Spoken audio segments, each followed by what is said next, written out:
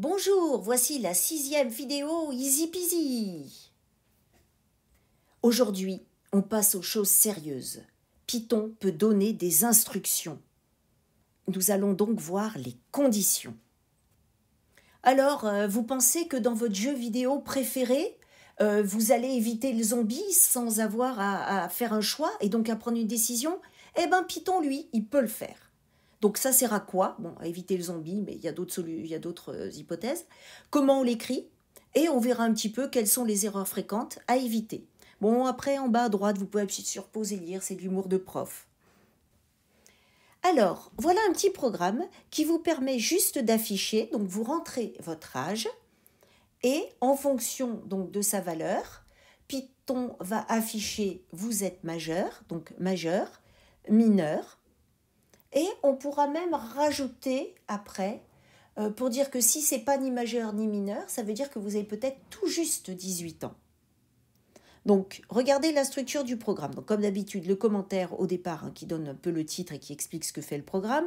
Et ensuite, des sous-commentaires pour indiquer la structure du programme. Donc, en premier, comme il va falloir rentrer la valeur de quel âge as-tu, on va créer une variable qui va s'appeler donc âge, qui est égale, c'est un entier, parce que vous n'allez pas marquer vous avez 18,5.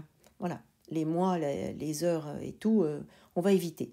Donc, un entier, on utilise donc la fonction input et on pose la question, quel est ton âge? Ensuite, il va falloir faire une condition, parce qu'on veut afficher majeur si cette condition, si ce que vous avez rentré, donc votre variable âge, est supérieur à 18. Si c'est inférieur, il faut que ça affiche mineur.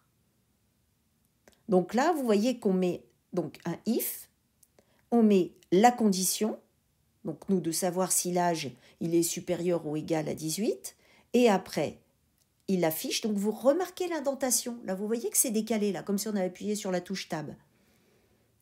Et on a donc la possibilité de marquer donc majeur. Ensuite, il y a le elif.